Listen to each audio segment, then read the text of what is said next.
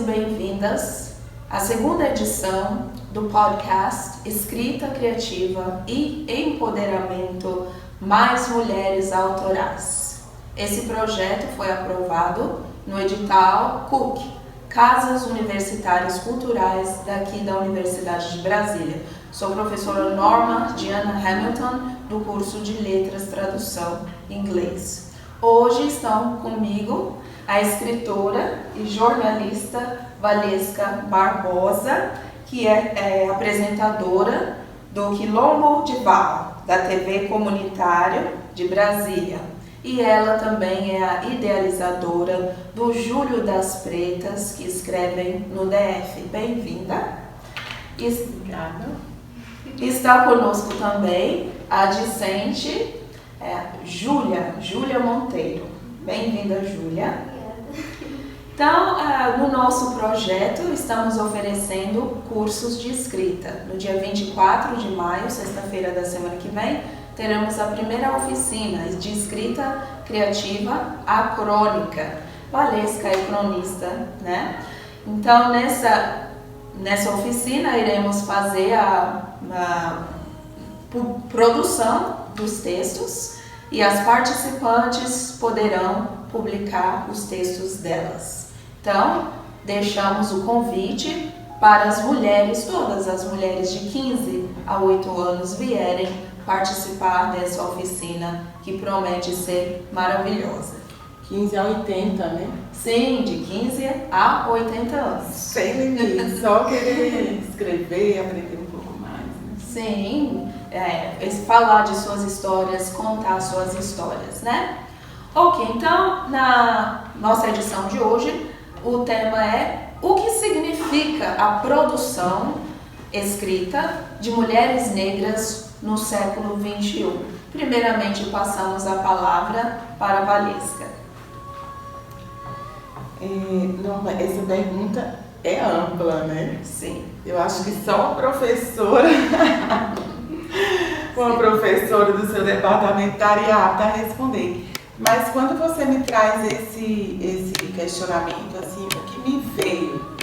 Me veio primeiro um recorte das mulheres negras, né, que falando muito, de uma forma muito pessoal, desse meu lugar e da minha opinião e de uma preferência hoje, eu opto hoje por ler mulheres negras, entre todo o universo de escritores, de literatura que está aí. E esse caminho começou mais ou menos em 2017, 2016, e ele vem moldando a minha vida desde então, inclusive como me fez me tornar e me denominar escritora.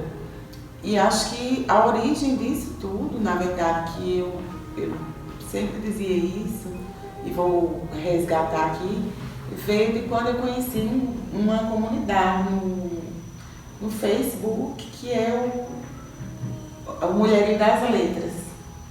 Então, eu acho que o Mulheres das Letras, no contexto brasileiro, ele trouxe uma mudança, a partir dali eu não sei bem exatamente o ano, mas eu coloco ali uma série de mudanças que vieram, porque o Mulheres das Letras, criado em função de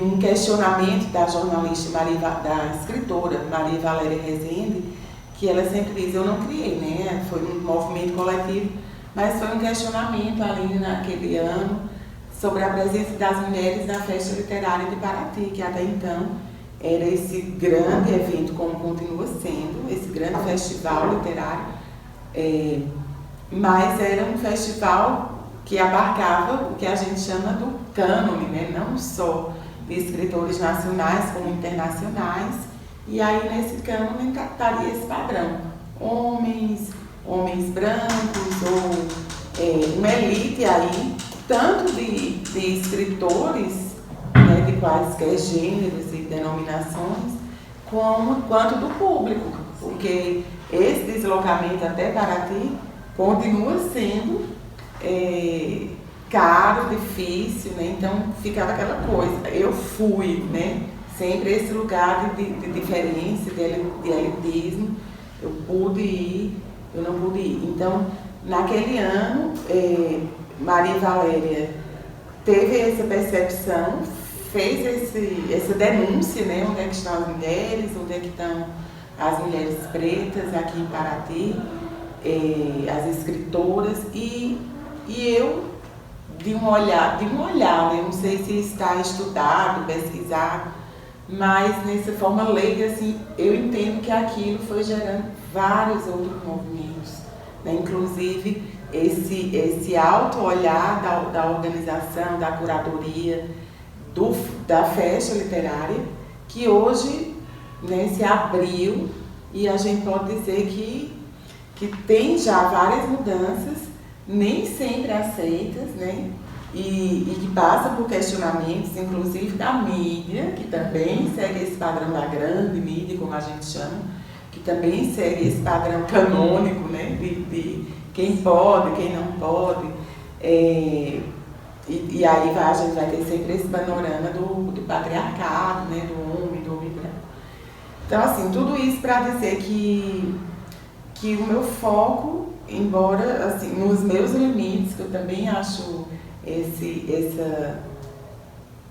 incitação de que as pessoas todas sejam muito leitoras. Então, assim, no meu limite de leitora, na minha condição, na minha abertura, nas minhas possibilidades de tempo, de dinheiro, várias coisas, eu hoje opto pela leitura de mulheres, e dentre elas, especialmente mulheres negras, porque foi esse caminho. E esse caminho ali, desse grupo no Facebook, trouxe uma pergunta que até hoje ressoa e até hoje não traz como resposta aquilo que a gente queria ouvir. Quantas mulheres você já leu? Quantas mulheres negras você já leu? Quantas obras de mulheres tem na sua estante? Então, acho que foi uma pergunta muito boa, muito incisiva e que continua ressoando e que eu acho que ela traz mesmo esse questionamento, porque eu olhei para a minha estante e eu vi que ali não havia mulheres, nem tantas negras, e aí então eu decidi por essa mudança. Então, acho que a literatura de mulheres, essa pergunta, né, feita por mulheres no século XXI, traz essa possibilidade de sermos contemporâneas a isso. Né? Então, a gente está no século XXI. A gente reconhece quem veio antes, a gente for olhar esse histórico de mulheres que escrevem no Brasil. Essa maioria também vai ser de uma elite, não só em questão de raça, mas muitas vezes em questões sociais, financeiramente falando.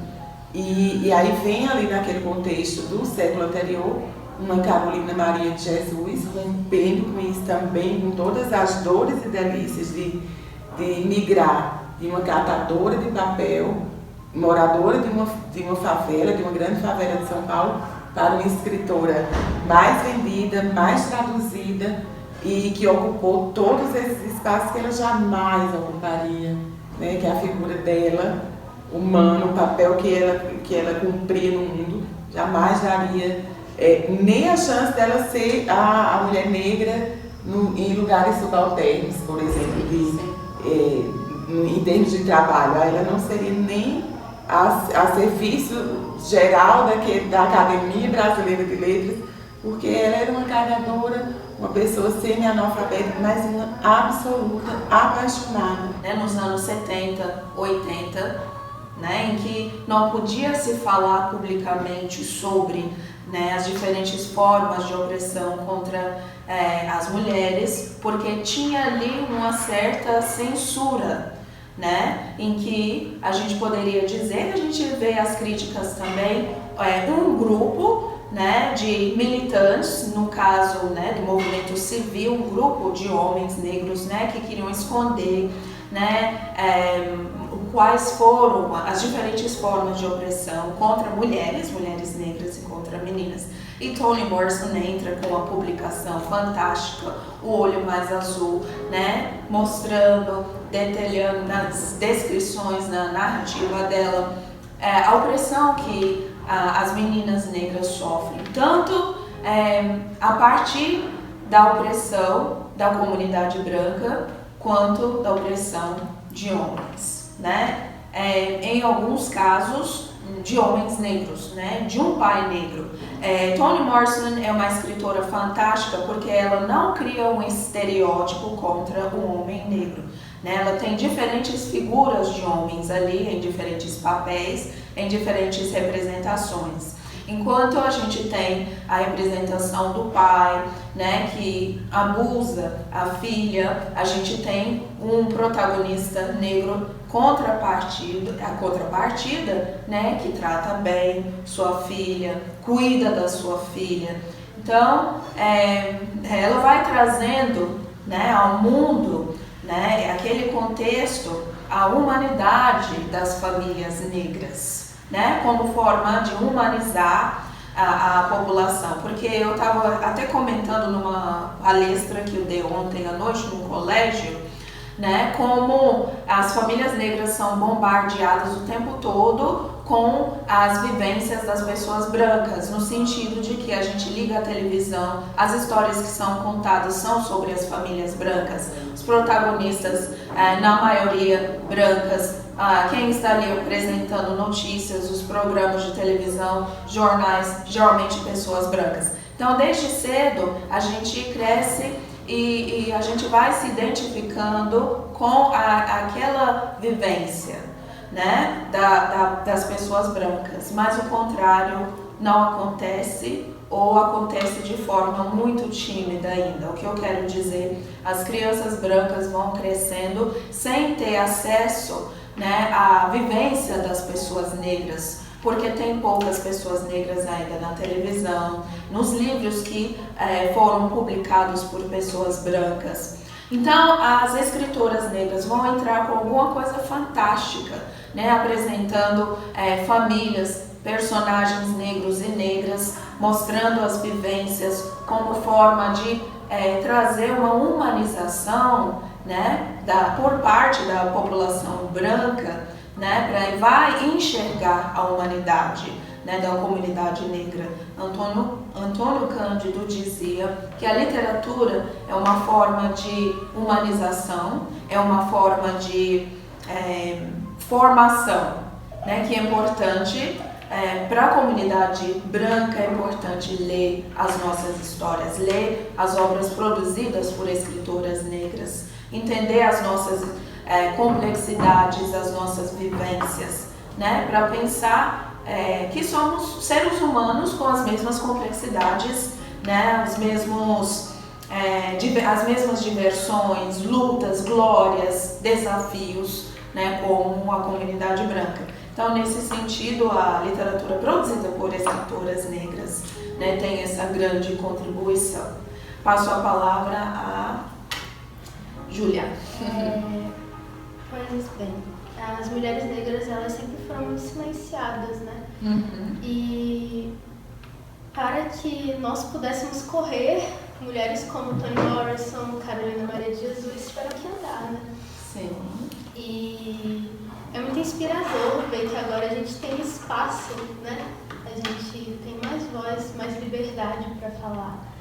E chegar nesses lugares tem muitos obstáculos, né? Assim como você, a senhora, a Elisa Matos e a Ana Gaspar comentaram no outro episódio do podcast que você chega lá, mas tem tantos empecilhos e não é nem um pouco, não diria que viável, me falta a palavra agora, mas é muita coisa que atrapalha. Para você chegar lá, você tem que percorrer um caminho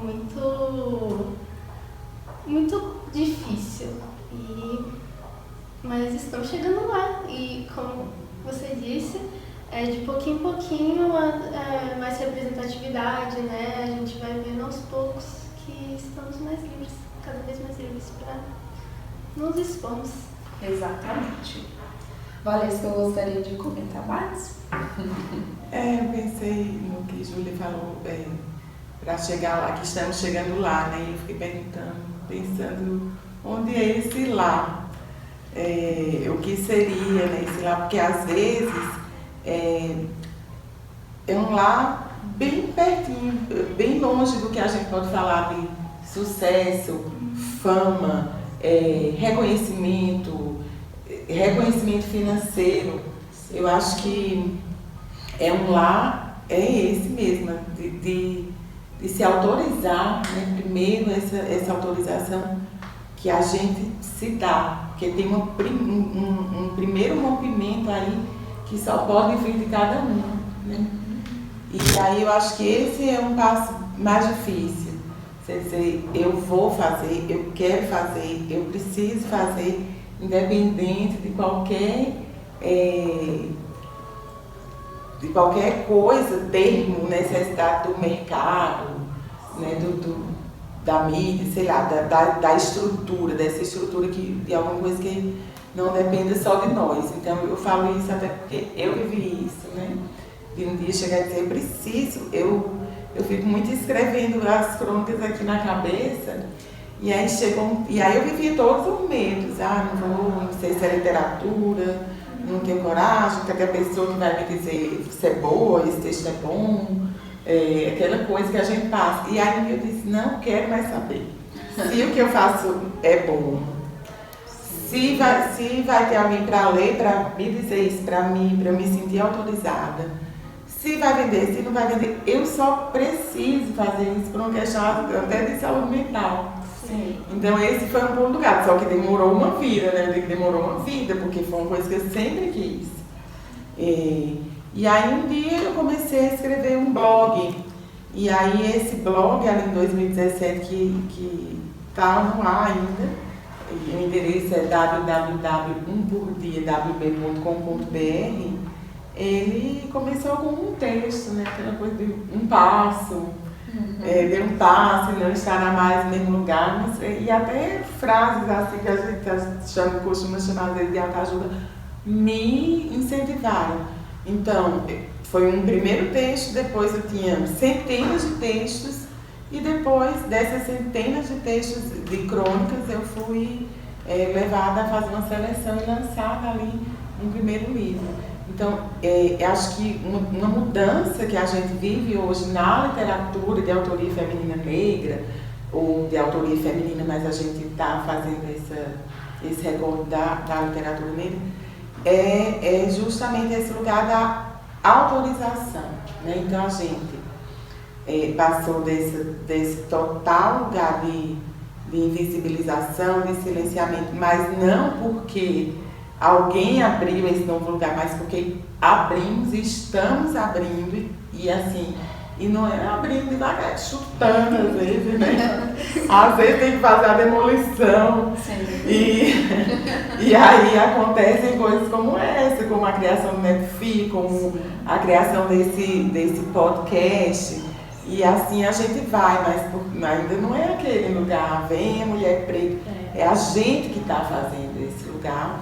Porque já não tinha cabimento tudo que aconteceu historicamente, né? E que acontece.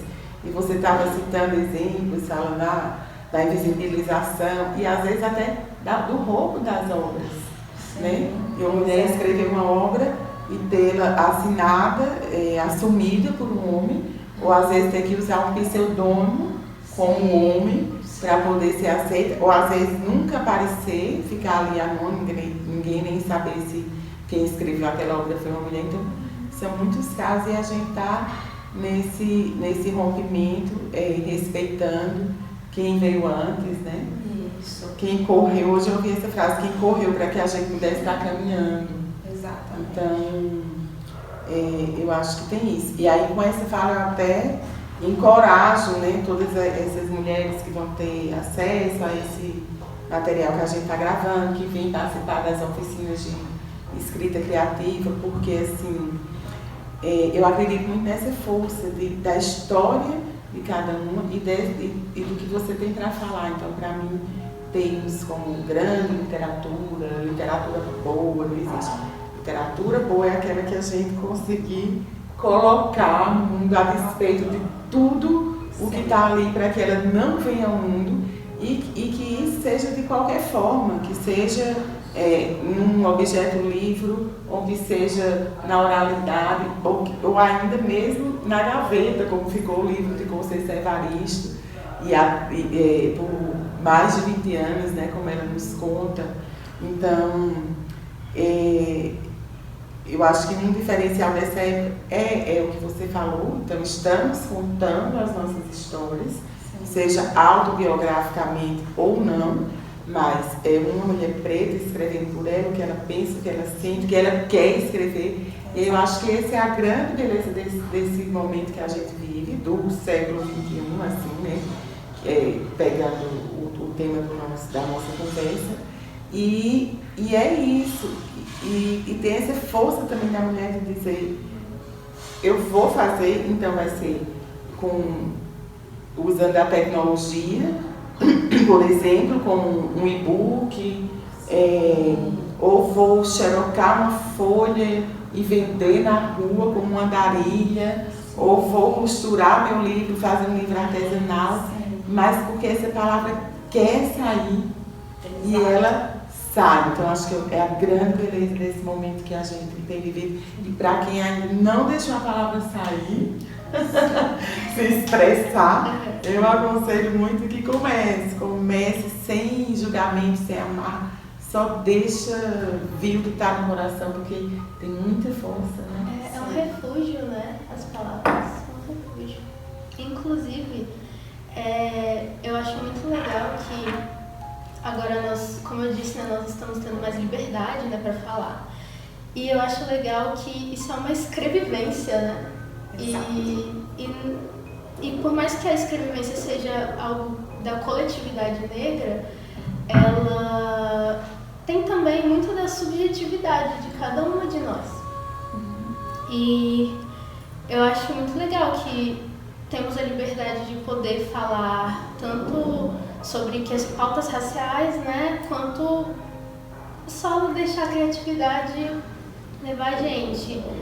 Ou um misto dos dois, igual a Octavia Butler, que ela faz ficção científica, né?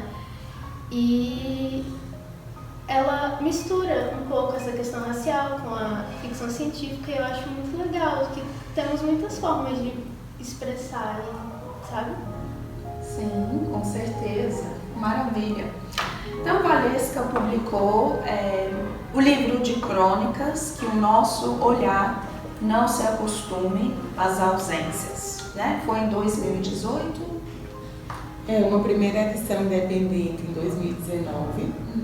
E aí ele foi relançado pela Arolê Editora, Arolê Cultural, em 2021. E nesse livro de crônicas, tem uma crônica que vem se destacando, né? Sou a babá da minha filha. Toda vez que eu leio essa crônica em sala de aula com diferentes alunos, né? Os alunos e as alunas vão dizer, nossa, eu tive essa mesma experiência, minha mãe passou pela mesma coisa, né? Que a crônica, né, vai nos contando a experiência de uma mãe preta que tem uma filha de cor clara, branca, né? E as experiências de subalternidade, de opressão que a mãe enfrenta, né, quando sai de casa, quando põe os pés de fora de casa, né, que as pessoas vão criando, né, situações para dizer que, ou perguntar, né, ou construir a ideia de que essa mãe seria a babá e não a mãe da filha. Então a gente gostaria que você falasse um pouco dessa crônica importante, né, para a gente pensar também como funciona o racismo, né, nessa sociedade brasileira. Eu até agradeço muito a você, Norma, porque por ter enxergado nessa crônica, nesse lugar de troca, nesse espaço da universidade também.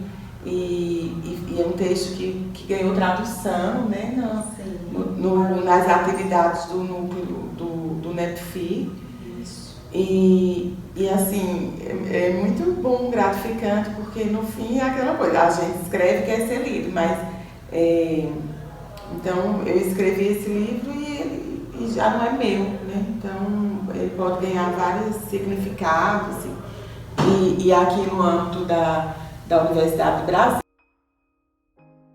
profissionais dizendo, mãe, sua morena, que o nome da minha filha é Morena, sua morena é rosa. E aí eu estava ali anestesiada, né? Acabaram de passar pelo nascimento da minha filha. E eu ainda me lembro que eu perguntei, eu nunca me lembro da palavra, não, que é uma concentração de melanina que a gente usa uma palavrinha no Nordeste, que tem aqui no cofrinho, né? E indica que aquele, pelo menos, eu não sei se isso é real, mas ali a gente usa muito, fala muito sobre isso no Nordeste, e que indica se aquela criança vai mudar o tom de pele. Aí eu perguntei, e não sei o que, eu esqueci, agora quase veio, mas a gente usa uma palavrinha. Uma outra palavra. Aí ela disse, não tem. E aí, então ali foi a primeira, e ela disse, você vai ser mãe enquanto ela estiver no seu peito mamando. Quando ela sair, você vai ser a babá. E ali foi uma profecia, né? Porque foi exatamente isso que aconteceu. E eu acho que nem precisou que ela saísse do meu peito para ter sempre esses momentos em que eu era essa pessoa tratada de uma forma diferente. Várias coisas eu vivi, para além do que está ali no texto, né? Eu já cheguei numa creche aqui da cidade, muito bem conceituada, e me disseram, mas a gente pede para os pais trazerem as crianças, né? Isso é um clássico. Subalternização. Eu fui fazer uma aula de natação a convite de uma amiga que tinha tido, né, tinha engravidado no mesmo período, o bebê tinha o mesmo tempo. E ela estava indo levar esse neném dela para a natação e vamos fazer junto, vamos levar os bebês. E aí ela já fazia, então a professora conhecia ela, conhecia o neném. E quando eu cheguei com Morena, a professora gritou lá na piscina, não sabia que você tinha outro filho. Assim, então você está trazendo essa preta babá para acompanhar um segundo filho da mesma idade, porque eu não, assim, então as pessoas perdem a noção, perdem a vergonha e agridem, né? Porque o racismo é um crime. Então, como tal, é agressivo, é violento, machuca, adoece, fere todo tempo. E esse estado de prontidão que a gente tem que estar para entender, isso é racismo, vou brigar, vou chamar a polícia, vou responder. Tem dia que a gente chega fisicamente extenuado em casa, além de todas as questões de saúde mental e ancestralmente que isso nos traz. Né? Então, uma reflexão que está nas entrelinhas desse texto e que também está escrito, né? E daí ser a babá? Né? Então, por que você precisa tratar a babá desse jeito? Que aí eu trago uns exemplos de como eu, como babá, era tratada e comparando com o pai dessa criança que era branco, quando ele ia no mesmo lugares, fazia as mesmas funções, descia no parquinho, ia no seu, chegava com histórias diferentes. Chegava, conheci tal pessoa, fiz amiga, Morena fez amiga, eu disse, mas isso é totalmente diferente do que eu vivo, porque eu desço, a história de descer, vou no parquinho e eu fico isolada. Então, eu comecei a perceber essas coisas, né? E isso culminou nesse texto. Sim. E você diria que a escrita dessa crônica, de certa forma, te ajudou numa superação? Sim, ajudou, acho que tanto a dessa como várias outras, né? Todo esse processo até a gente pode colocar de escrever, porque eu acho que essa sinceridade ali, né?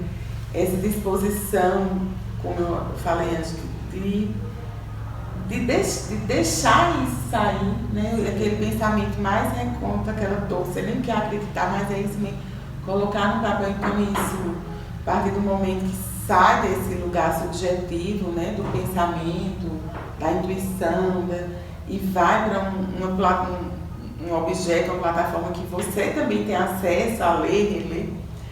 E só o fato, né, de escrever mesmo já muda, né?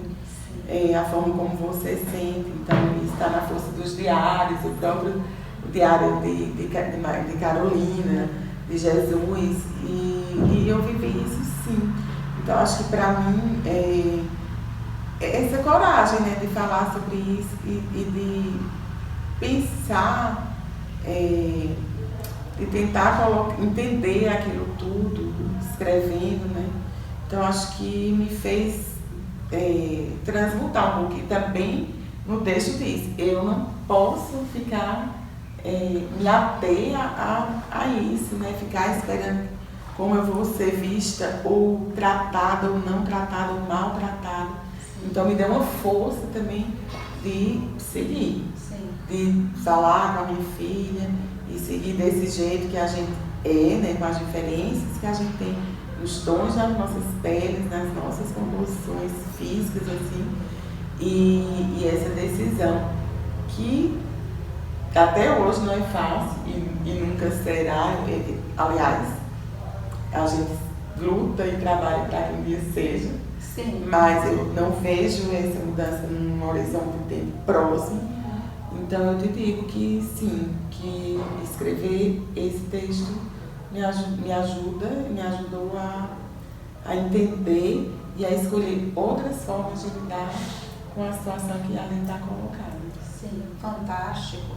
E Júlia, como a escrita de escritoras negras tem influenciado a sua vida, a sua vivência? Bom, eu ia comentar sobre o que a Valesca estava falando mesmo, que, assim, é uma decisão, né? E é muito difícil, mas é muito lindo, porque, às vezes, esse é o legal da literatura, né? Da arte, como, no geral, que você não necessariamente precisa estar passando pelo que a outra pessoa está passando, para, de alguma forma, nas entrelinhas, você se ver, se encontrar nisso. Então, eu não sou mãe, mas eu com certeza me enxergo de alguma forma nessa história, pela questão racial mesmo e tudo mais. E eu realmente acho muito bonito, é muito inspirador para mim, de verdade, ver tantas mulheres negras escrevendo. Eu fico muito feliz. Sim, e continuaremos escrevendo apesar das barreiras, né? Vamos derrubando as barreiras, né? A gente poderia também comentar brevemente sobre a questão da dimensão econômica. Mais mulheres estão podendo, de certa forma, viver de sua escrita, né? Não tantas como a gente queria, né, Valesca? Mas estamos chegando lá, né? A gente poderia falar de escritoras internacionais como Chimamanda Adichie, uma nigeriana, foi uma professora. Depois ela foi a palavra não empregada, ela se tornou modelo, né, para, não me lembro qual era a marca, mas também não é importante colocar o nome da marca aqui, mas ela foi entrando em uma marca de beleza, em outros caminhos, tendo várias oportunidades, e tudo isso, né, ela conseguiu a partir da escrita maravilhosa dela. Então a gente gostaria de ter mais oportunidades assim aqui no Brasil. As mulheres negras poderiam ser contempladas, né, nos prêmios literários.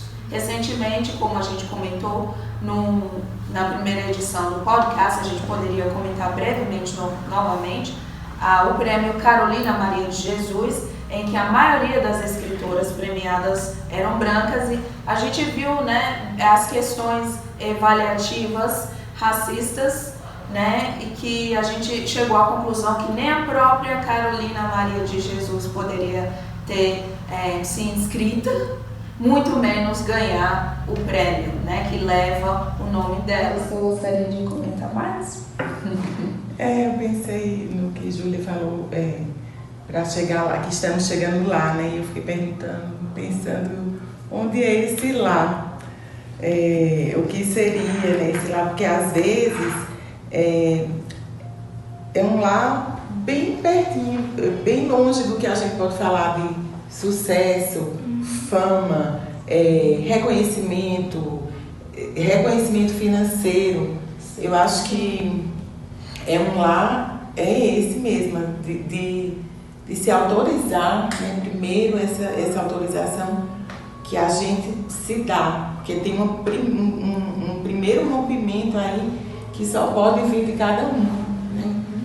E aí eu acho que esse é um passo mais difícil.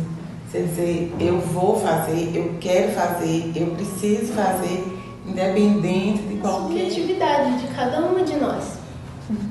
E eu acho muito legal que temos a liberdade de poder falar tanto sobre que as pautas raciais, né, quanto só deixar a criatividade levar a gente. Ou um misto dos dois, igual a Octavia Butler, que ela faz ficção científica, né? E ela mistura um pouco essa questão racial com a ficção científica, e eu acho muito legal que temos muitas formas de expressar, sabe? Sim, com certeza. Maravilha. Esse leitora fazendo esse trabalho de acreditar na gente, de ler, de comprar, de compartilhar, de difundir, enfim, né? Acho que está aí um mundão de possibilidades para que sejam aproveitadas e mais as que a gente nem conhece, quer conhecer. Sim. Fantástico, Valesca. E obrigada também, Júlia, pela participação. Obrigada pelo convite. Então, caminhando para o final dessa edição, né, a gente convida a Valesca a apresentar as redes sociais, né, para quem gostaria de conhecer mais as obras dela. Né? Sim, eu agradeço pelo convite de estar aqui entre vocês. O prazer é nosso. E uma conversa super gostosa aqui. E a gente está lá no Instagram com o @Quilombo de Val, que é esse programa na TV comunitária, com @Júlio das Freitas, que escreve em BF, e também com @Carnavalesca, que é esse Instagram, esse espaço pessoal mesmo ali da vida, que não tem a ver com esses projetos. E é isso, também eu descobri que o livro, que o nosso olhar não se acostume às ausências, está até no site da Shein, né? Da Shein, como a gente chama. E aí, porque às vezes as pessoas, cadê seu livro? Eu quero seu livro. Compra, né? Porque ele está aí, está na Amazon, está no Magazine Luiza, Casas Bahia, estou aqui fazendo a propaganda para dizer que também esses limites se romperam um pouco, né? Se a gente coloca ali no Google, acha. E para se tornar um leitor, uma leitora, uma pessoa que lê mulheres pretas, autoras que não vêm como aquela coisa do New York Times, né? Que é um best-seller, nem das escolhas da grande mídia brasileira, tem que ter coragem, né? E a gente pega você que está aí tendo acesso a esse podcast, que tem essa coragem de descobrir, de ler, de achar bom, de achar ruim, falem mal, falem bem, mas falem de mim, uma coisa assim, né? Porque passa por isso, a gente escreveu, tem uma obra, e seria muito bom que essa obra pudesse ser lida, consumida, que chegasse na universidade, como chegou aqui a minha crônica na UNB. Então, e isso depende de cada um. Para que tenha uma mulher autora negra fazendo esse trabalho ali, pequenino, que eu costumo dizer, esse trabalho formiguinha, também a gente precisa que do outro lado tenha, né, esse leitora fazendo esse trabalho de acreditar na gente, de ler, de comprar, de compartilhar, de difundir, enfim, né, acho que está aí um mundão de possibilidades para que sejam aproveitadas e mais as que a gente nem conhece, quer conhecer. Sim. Fantástico, Valesca. E obrigada também, Júlia, pela participação. Obrigada pelo convite. Então, chamamos mais uma vez as mulheres aqui de Brasília para vir aqui na UNB realizar as nossas oficinas, né? A primeira vai ser no dia 24 de maio, oficina de escrita criativa, a Crônica. Somos do Núcleo de Escritoras Pretas Maria Firmina dos Reis. Aqui na UNB estamos oferecendo um curso de escrita criativa e empoderamento para mulheres. A primeira oficina vai acontecer na sexta-feira, dia 24 de maio, sexta-feira que vem, das 2 horas da tarde até as 18 horas. Venham escrever conosco. Para maiores informações, vejam o Instagram do Núcleo, NEPFIR, NEPFIR, _UNB. Todas vocês serão muito bem-vindas e, inclusive, não se esqueçam de ouvir o nosso podcast no YouTube do NEPFIR também. E eu sou Valesca Barbosa, escrevo crônicas, sou uma apaixonada e soube pela professora Norma Hamilton que um texto meu vai ser abarcado, discutido, não sei como é que vai ser a metodologia, na próxima sexta, nessa que a gente está convidando você. Então, eu vou aparecer por aqui, eu sou uma apaixonada pela crônica, a crônica mudou a minha vida, escrevê-la, e eu queria que você, mulher negra, também pudesse passar por essa experiência de ser transformada pela escrita criativa, o que pode ser também pela crônica. Até sexta-feira. Vai ser incrível.